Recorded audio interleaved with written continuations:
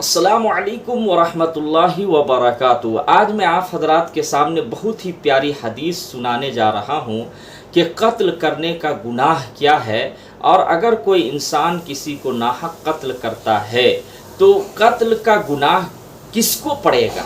یعنی کرنے والے کو تو گناہ ہوگا ہی، لیکن اس کا بھی ایک حصہ کسی اور کو پڑے گا۔ تو آئیے آپ حضرات کے سامنے میں سناتا ہوں۔ حضرت عبداللہ بن مسعود رضی اللہ تعالیٰ عنہ سے روایت ہے کہ نبی کریم صلی اللہ علیہ وسلم نے ارشاد فرمایا کہ جس آدمی کو بھی ظلم سے قتل کیا جاتا ہے تو اس کے خون اور قتل کا ایک حصہ حضرت آدم علیہ السلام کے بڑے بیٹے قابل کو بھی پڑے گا، یعنی ایک حصہ جو ہے اس کو بھی گناہ ہوگا، کیونکہ وہ پہلا شخص ہے جس نے قتل کا طریقہ ایجاد کیا۔ یعنی یوں سمجھیے کہ اگر کوئی انسان کسی بے قصور کو قتل کر دیتا ہے تو اس قتل کرنے والے کو تو گناہ ہوگا، قاتل کو، لیکن اس قتل کرنے والے کے علاوہ اس کے خون اور قتل کا ایک حصہ جو ہے وہ حضرت آدم علیہ السلام کے بڑے بیٹے قابل کو بھی گناہ ہوگا۔ کیوں ہوگا؟ کیونکہ سب سے پہلے دنیا میں قتل کرنے کا ایجاد، یعنی قتل کرنے والا سب سے پہلے دنیا میں قابل تھا، جو اپنے بھائی حابل کو قتل کیا تھا۔ اور قتل بھی کیوں کیا گیا تھا؟ ایک لڑکی کی وجہ سے۔ آئیے میں آپ حضرات کو مختصر میں اس کا واقعہ بتاتا ہوں۔ جیسا کہ آپ لوگوں کو معلوم ہے کہ حضرت آدم علیہ السلام جنت میں تھے، ماں حوا علیہ السلام بھی۔ تو جب جنت سے دنیا میں تشریف لائے تو پھر جو ہے توالد یعنی خاندانی سلسلہ چلا۔ ہر حمل سے ایک لڑکا اور ایک لڑکی ساتھ پیدا ہوتے رہے، سوائے حضرت تیس علیہ السلام کے۔ تو حضرت آدم علیہ السلام کا پہلا بیٹا پیدا ہوا قابل، اور اسی کے ساتھ ایک لڑکی پیدا ہوئی جس کا نام اقلیمہ تھا۔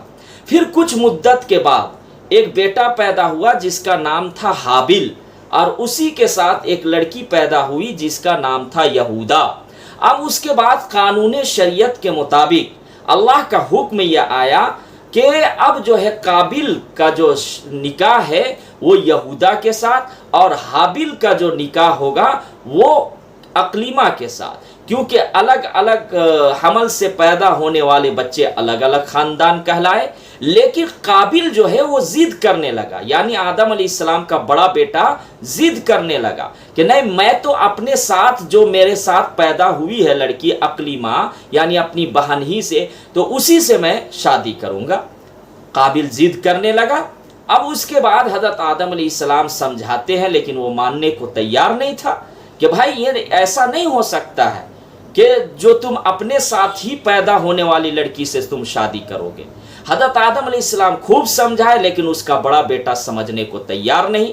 اس کے بعد پھر حکم یہ ہوا کہ اب جو ہے یہ دونوں قربانی کرے، اور اللہ تعالیٰ جس کی قربانی کو قبول فرمائے گا تو اسی کے ساتھ اقلیمہ کا شادی کر دیا جائے گا، نکاح کر دیا جائے گا۔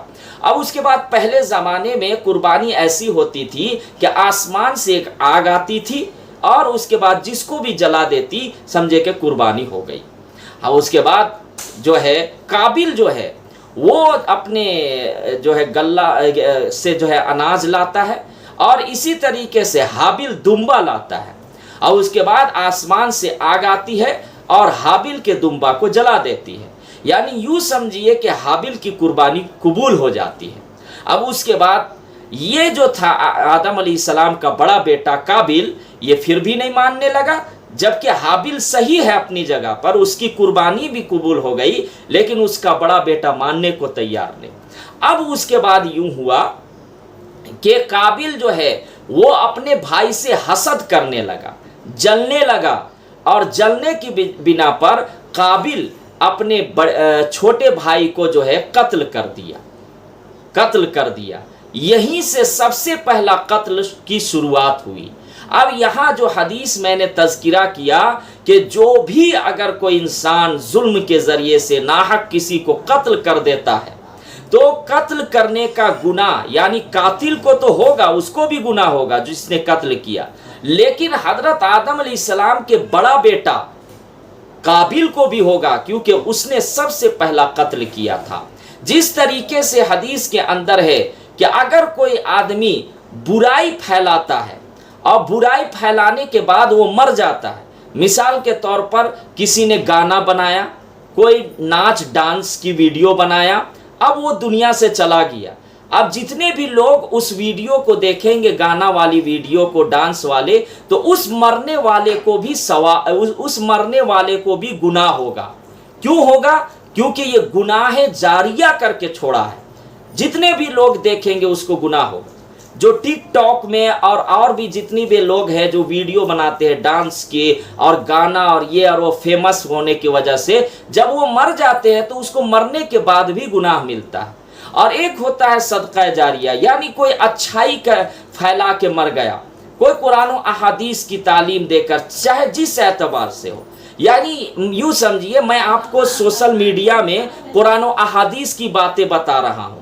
موت تو ہر ایک کو آنی ہے، میں اگر مر گیا، میری باتوں کو جتنے بھی لوگ سنیں گے اور اس پر عمل کریں گے، مجھے ثواب ملے گا۔ کیوں؟ کیونکہ میں آپ کو قرآن و احادیث کی باتیں بتا رہا ہوں۔ اسی کے برعکس، اس کے الٹا اگر کوئی گانا بنا کے چلا گیا، کوئی ڈانس کر کے چلا گیا، ویڈیو بنا کے، جتنے بھی لوگ دیکھیں گے اس کو گناہ ملے گا۔ تو اس لیے حضرت آدم علیہ السلام کے بڑا بیٹا کو بھی گناہ ملتا رہے گا، کیونکہ وہ اپنی خواہش کو پوری کرنے کے لیے اور ایک لڑکی کی وجہ سے اپنے چھوٹے بھائی کو قتل کر دیا۔ اللہ تعالی ہم سب کو کہنے سننے سے زیادہ عمل کرنے کی توفیق عطا فرمائے۔ السلام علیکم